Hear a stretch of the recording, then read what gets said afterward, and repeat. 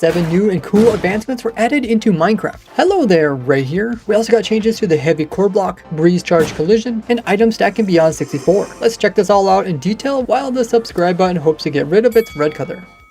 It's now easier to find the trial chambers. First you need to get a cartographer, then update it all the way to the journeyman level.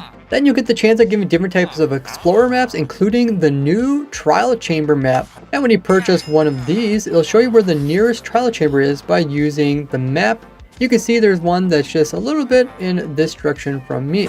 This will make it much easier to find these structures since they are hidden underground, all the way below Y level 0 where the deep slate starts to generate in. Now that we can use maps to find these, they went ahead and made the actual structures a little bit more rare throughout the world and spaced them out a bit more from each other. So you won't find like 2 of them pretty close together like we did in the past. But in visiting one of these structures, we can now get some new advancements. And look at this new one. It's called Minecraft Trials Edition. A little play on words with the word trial edition, like you're giving Minecraft a try.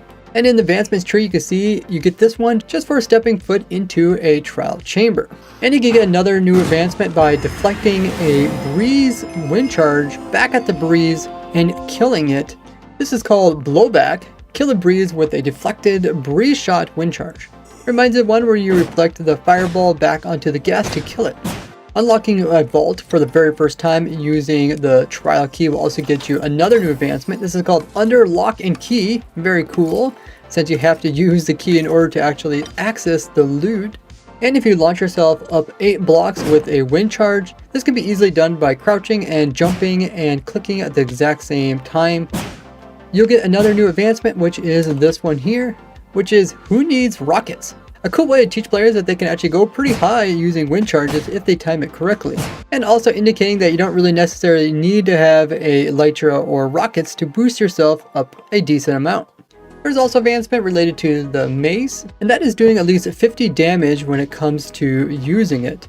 This can easily be done just by making yourself your own iron golem, capturing it with some water underneath, and stacking up at least 20 blocks just to make it a little bit easier. Then falling down and making sure to hit the iron golem before you touch the water.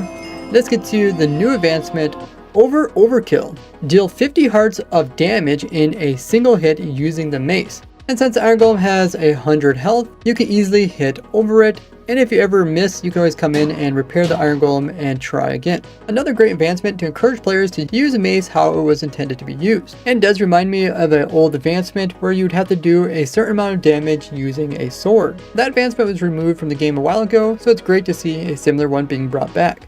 There's also one related to copper, and that is when you clean off a oxidized copper lamp, you get a new one called Lighten Up. This is for scraping a copper bulb with an axe to make it brighter, as the light depends on the type of oxidization that is occurred on each of them. Plus we have a new advancement related to the crafter. If you make a crafter block and place it down and then make a recipe inside the crafter to craft another crafter, when it actually does the crafting and you're nearby, you get this new advancement called Crafters Crafting Crafters, which is the exact same name that I called my contraption, Crafter Crafting Crafters, which is the infinitely automatic machine that can produce the crafter blocks using crafters indefinitely. I'll have that video linked below for you guys. It's really cool that they added this advancement in, and you don't even need to build my crazy machine in order to get this advancement.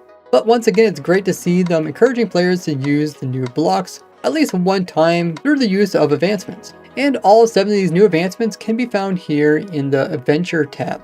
Now we did not get a new advancement for collecting each of the new different variants of wolves, which can be found throughout the different biomes in the game. This would be a fun challenge similar to taming all the different types of cats, which can be done by flying around to different villages and hoping to find the different variants, or you can get them all actually just from using my cat farm here. But when it comes to these wolves, if they made an advancement to collect them all, it would be harder to actually get these because you couldn't just farm them from one location like you can cats. You would have to actually go to these different biomes and hope to find a wolf that generated in. Do you think they should add in this advancement? And what other advancement do you think they should add?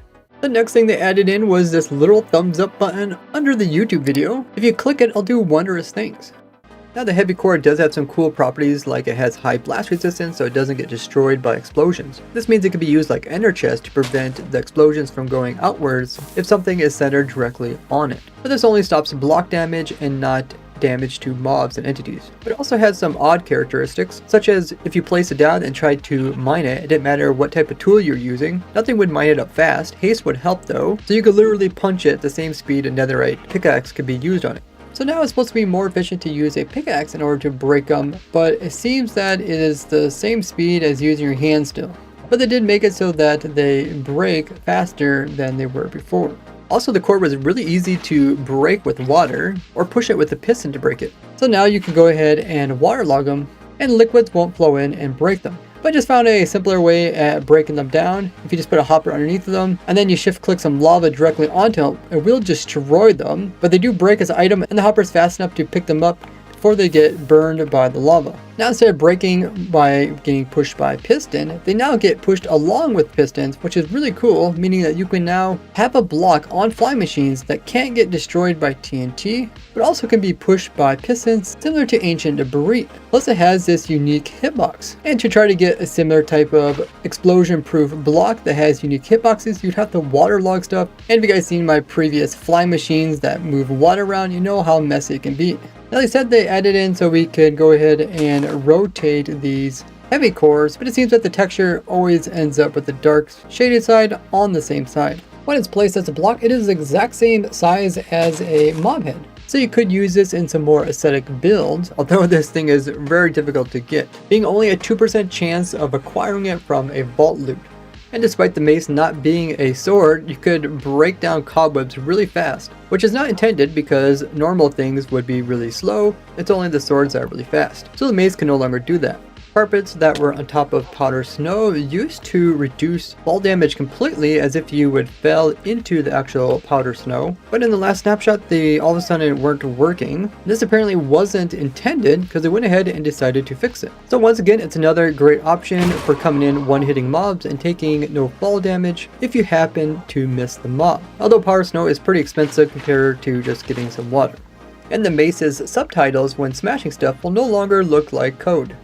To prevent people from hiding behind like tall grass to avoid the breeze's wind charge attack, they made it so that wind charges could go through non-cubed blocks. But this accidentally made it so that wind charges could go through pretty much any block that should have a collision that just wasn't a full cube. But they finally got around to fixing this. Now wind charges will collide with these type of things, even if it happens to be very thin. But if there's no collision to something like string, it'll go right through it.